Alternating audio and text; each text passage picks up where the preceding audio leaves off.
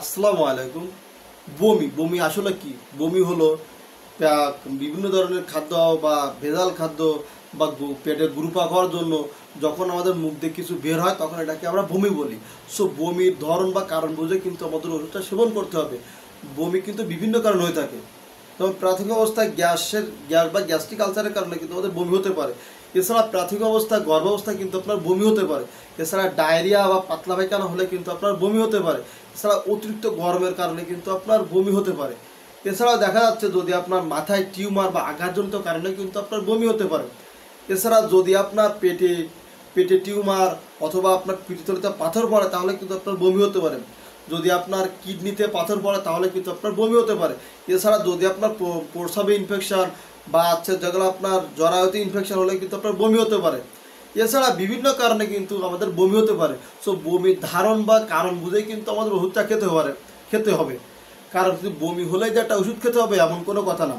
বমির যে এই যে বিভিন্ন কারণে যে বমি, এই যে বমিটা হয়ে থাকে বিভিন্ন কারণে বমির জন্য কিন্তু আলাদা আলাদা ওষুধ রয়েছে ফার্মেসিতে। সো আমরা আলাদা আলাদা ওষুধগুলো কিন্তু গ্রহণ করতে পারি। এছাড়া কিন্তু অতিরিক্ত গরমের জন্য কিন্তু আমাদের বমি হয়ে থাকে। এছাড়া দেখা যায় অতিরিক্ত পানি পান করার কারণেও কিন্তু আমাদের বমি হতে পারে। এছাড়া লঞ্চ, ট্রেন বা স্টিমার, এছাড়া যানবাহন চলাচলের কারণে কিন্তু আমাদের বমি হতে পারে। এজন্য অবশ্যই উচিত বমি হলে আমাদের আগে কারণটা বুঝতে হবে যে আমাদের বমিটা মূলত কী কারণ হচ্ছে। যদি একটা মহিলার বিবাহ হওয়ার পরে যদি আপনার মিন্স না হওয়ার 1 মাস পরে যদি আপনার বমি হয়, কারণ আমি আগেই বলেছি গর্ভাবস্থার প্রথমে কিন্তু বমি হতে পারে। কিন্তু যদি একটা মহিলার মিন্স না হয় 1 মাস পরে দেখা যায় মহিলাটা বমি করে, তাহলে অবশ্যই উচিত আপনাকে কোনো ভালো একটা স্টিক দিয়ে আপনাকে চেক করা, যে আপনার প্রস্রাবটা আপনার চেক করতে হবে যে আসলে আপনার বমির কারণটা কী। যদি আপনার বমির কারণটা হয়ে থাকে আপনার গর্ভাবস্থার জন্য, তাহলে সেক্ষেত্রে অবশ্যই উচিত ভালো একটা ডাক্তারের শরণাপন্ন হওয়া এবং ডাক্তারের পরামর্শ অনুযায়ী আপনাকে ওষুধটা সেবন করা। কারণ যদি আপনি গর্ভাবস্থায় যে বাজার থেকে বা ফার্মেসি থেকে বিভিন্ন ধরনের ওষুধ কিনে গ্রহণ করেন, তাহলে দেখা যাবে আপনার পেটের বাচ্চা মারা যেতে পারে বা পেটের বাচ্চার কোনো ক্ষতি হতে পারে। কিন্তু অবশ্যই উচিত ওষুধটা খাওয়ার আগে আমাদের বুঝতে হবে এই ওষুধ খাওয়ার কারণ কী, ওষুধটা আমরা কী জন্য খাবো, ওষুধটা আমরা কী কারণে খাচ্ছি সেগুলো বিস্তারিত বুঝে তারপর কিন্তু আমাদের ওষুধটা খেতে হবে। তাহলে কিন্তু আমরা ওষুধ কিন্তু কোনো ভালো জিনিস না। একটা আপনার পেটে ব্যথা করতেছে বা বমি হচ্ছে, আপনার বমি হচ্ছে, একটা ওষুধ খেয়ে নিলাম, ওষুধ কিন্তু আসলে ওষুধ কিন্তু ভালো জিনিস না। কারণ এক এক ওষুধ কিন্তু এক এক ধরনের কাজে আপনার ব্যবহার করা হয়। যেমন যদি আপনার মাথায় টিউমার যদি হয়ে থাকে, তখন যে বমির ওষুধটা ব্যবহার করা হয় সেই বমির ওষুধ কিন্তু একটা গর্ভাবস্থা যে মহিলাকে কিন্তু দেওয়া হয় না। আমরা প্রায় দেখে থাকি ভুলভাল ওষুধ খাওয়ার জন্য অনেক মহিলার বাচ্চা পড়ে যায় বা বাচ্চা নষ্ট হয়ে যায়। এর কারণ কি? আমাদের অবুঝ, আমরা অলসতার কারণ অলসতা বলি। কারণ অলসতার কারণে কিন্তু আমাদের পেটের বাচ্চা পড়ে যায় বা মরে যায়। কারণ আমরা কী করি, পেটে ব্যথা করি, আমরা জানি না যে আমাদের পেটে বাচ্চা এসেছে। কী করি, বাজার থেকে কোনো বমির ওষুধ নিয়ে এসে আমরা কিনে খাই, মনে করি যে আমাদের যে এমনি বমি হচ্ছে বা পেটে বদহজমের জন্য বমি হচ্ছে।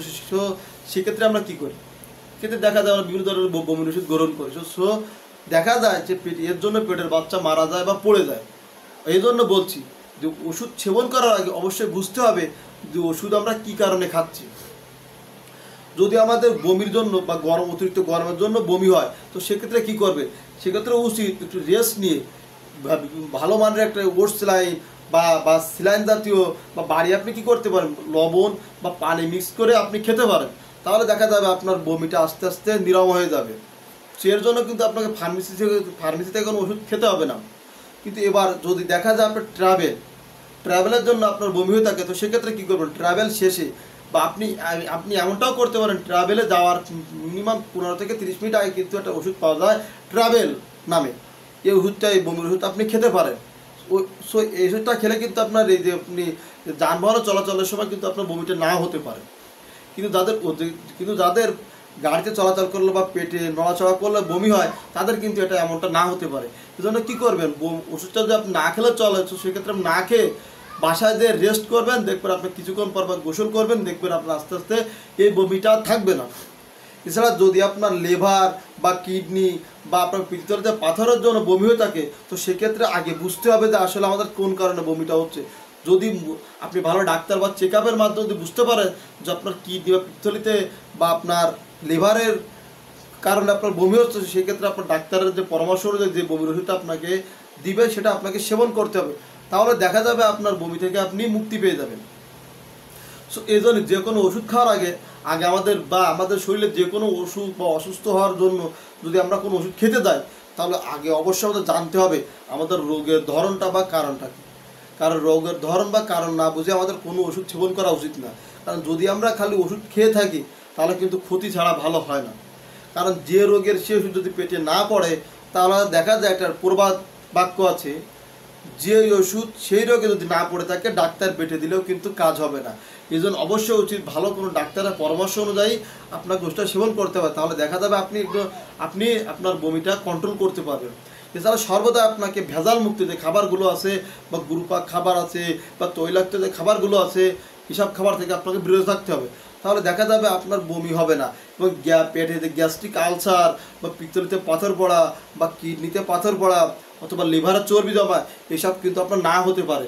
এজন্য অবশ্যই আপনার সুস্থ থাকতে হলে আপনাকে একটা ডাক্তারের শরণাপন্ন বা নিজের চেষ্টায় কিন্তু আপনি সুস্থ থাকতে পারবেন। তো অবশ্যই উচিত এসব বাজে খাবার বা এসব ভেজালমুক্ত খাবার থেকে বিরত থাকা এবং পেটে ব্যথার ধরন বুঝে ওষুধটা খাওয়া। যখন আপনি বুঝতে না পারবেন অবশ্যই একটা ডাক্তারের শরণাপন্ন হওয়া এবং ডাক্তারের পরামর্শ অনুযায়ী আপনাকে ওষুধ সেবন করা।